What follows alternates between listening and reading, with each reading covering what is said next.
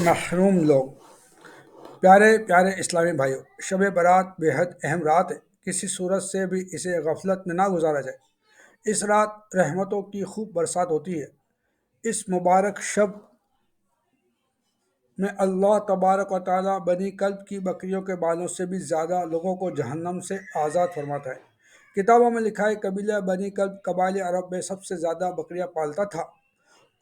کچھ بد نصیب ایسے بھی ہیں جن پر شب برات یعنی چھٹکارا پانے کی رات بھی نہ بخشے جانے کی وعید ہے۔ حضرت سیدنا امام بہقی شافعی رحمۃ اللہ تعالیٰ علیہ فضائل اوقات میں نقل کرتے ہیں، رسول اکرم نور مجسم صلی اللہ تعالیٰ علیہ وآلہ وسلم کا فرمان عبرت نشان ہے: 6 آدمیوں کی اس رات بھی بخشش نہیں ہوگی۔ پہلی، شراب کا عادی; دوسرا، ماں باپ کا نافرمان; تیسرا، زنا کا عادی; چوتھا، قطع تعلق کرنے والا; پانچواں، تصویر بنانے والا; چھٹا، چغل خور۔ اسی طرح کاہن، جادوگر، تکبر کے ساتھ پاجامہ یا تہبند ٹخنوں کے نیچے لٹکانے والے اور کسی مسلمان سے بلا اجازت شرعی بغض و کینہ رکھنے والے پر بھی اس رات مغفرت کی سعادت سے محرومی کی وعید ہے۔ چنانچہ تمام مسلمانوں کو چاہیے کہ متذکرہ یعنی بیان کردہ گناہوں میں سے اگر معاذ اللہ کسی گناہ میں ملوث ہوں تو وہ بالخصوص اس گناہ سے اور بالعموم ہر گناہ سے شب برات کے آنے سے پہلے بلکہ آج اور ابھی سچی توبہ کر لیں، اور اگر بندوں کے حق تلفیہ کی ہیں تو توبہ کے ساتھ ساتھ ان کی معافی تلافی کی ترکیب فرما لیں۔ 15 شعبان کا روزہ۔ حضرت سیدنا علی مرتضیٰ شیر خدا کرم اللہ تعالیٰ وجہ الکریم سے مروی ہے کہ نبی کریم رؤوف الرحیم علیہ افضل الصلاۃ والتسلیم کا فرمان عالی شان ہے: جب 15 شعبان کی رات آئے تو اس میں قیام یعنی عبادت کرو اور دن میں روزہ رکھو، بے شک اللہ تعالیٰ غروب آفتاب آسمان دنیا پر خاص تجلی فرماتا ہے اور کہتا ہے: ہے کوئی مجھ سے مغفرت طلب کرنے والا کہ اسے بخش دوں، ہے کوئی روزی طلب کرنے والا اسے روزی دوں، ہے کوئی مصیبت زدہ کہ اسے عافیت عطا کروں، ہے کوئی ایسا، اور یہ اس وقت تک فرماتا ہے کہ فجر طلوع ہو جائے۔ فائدے کی بات: شب برات میں اعمال نامے تبدیل ہوتے ہیں، لہٰذا ممکن ہو تو 14 شعبان المعظم کو بھی روزہ رکھ لیا جائے تاکہ اعمال نامے کے آخری دن میں بھی روزہ ہو۔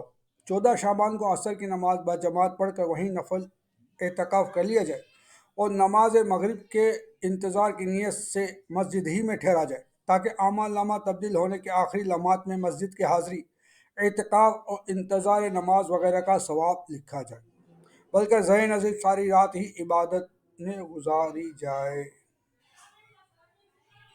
مغرب کے بعد 6 نوافل۔ معمولات اولیاء کرام رحمۃ اللہ سلام ہے کہ مغرب کے فرض و سنت وغیرہ کے بعد 6 رکعت نفل 2 رکعت کر کے ادا کیے جائیں۔ پہلی 2 رکعتوں سے پہلے یہ نیت کیجیے: یا اللہ عز و جل، ان 2 رکعتوں کی برکت سے مجھے درازی عمر بالخیر عطا فرما۔ دوسری 2 رکعتوں میں یہ نیت فرمائیے: یا اللہ عز و جل، ان 2 رکعتوں کی برکت سے بلاؤں سے میری حفاظت فرما۔ تیسری 2 رکعتوں کے لیے یہ نیت کیجیے: یا اللہ عز و جل، 2 رکعتوں کی برکت سے مجھے اپنے سوا کسی کا محتاج نہ کر۔ ان 6 رکعتوں میں سورہ فاتحہ کے بعد جو چاہیں وہ صورتیں پڑھ سکتے ہیں۔ چاہیں تو ہر رکعت میں سورہ فاتحہ کے بعد 3 بار سورہ اخلاص پڑھ لیجیے۔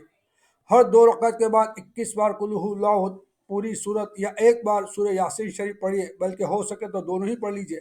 یہ بھی ہو سکتا ہے کہ کوئی ایک اسلامیہ بلند آواز سے یاسین شریف پڑھے اور دوسرے خاموشی سے خوب کان لگا کر سنیں۔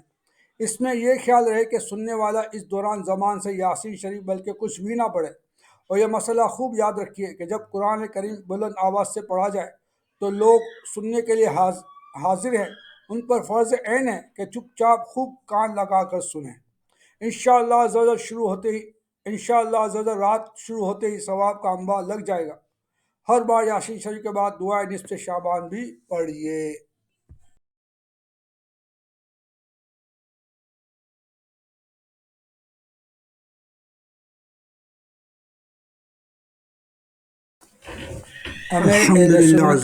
امیر سنت کی مدنی التجا۔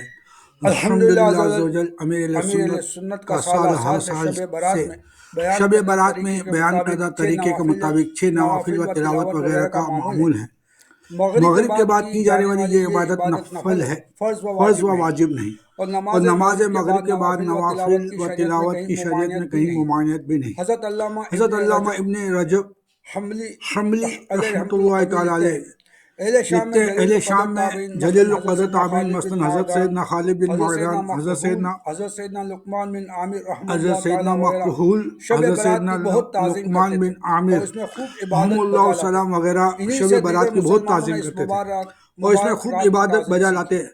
انہی سے دیگر مسلمانوں نے اس مبارک رات کی تعظیم سیکھی۔ شب برات میں شب بیداری فقہ حنفی کی معتبر کتاب در مختار میں ہے شب برات میں شب بیداری کر کے عبادت کرنا مستحب ہے۔ پوری رات جاگنا ہی شب بیداری نہیں، اکثر حصے میں جاگنا بھی شب بیداری ہے۔ بہر شریعت مدنی التجا ممکن ہو تو تمام اسلامیہ اپنی مساجد میں بعد مغرب 6 نوافل وغیرہ کا اہتمام فرمائیں اور ڈھیروں ثواب کمائیں۔ اسلامی میں نے اپنے گھر میں یہ اعمال بجا لائیں۔ سال بھر جادو سے حفاظت۔ دعوت اسلامی کے اشاعتی ادارے مکتبۃ المدینہ کی مطبوع 166 صفحات پر مشتمل کتاب اسلامی زندگی صفحہ 135 پر ہے۔ جوش دے کر جب پانی نہانے کے قابل ہو جائے برات انشاءاللہ 15ویں شب یعنی شب برات 7 پتے بیری یعنی بیر کے درخت کے پانی میں جوش دے کر جب پانی میں نہانے کے قابل ہو جائے تو غسل کرے، انشاءاللہ العزیز تمام سال جادو کے اثر سے محفوظ رہے گا انشاءاللہ۔ صلو علی الحبیب صلی اللہ تعالی علی محمد۔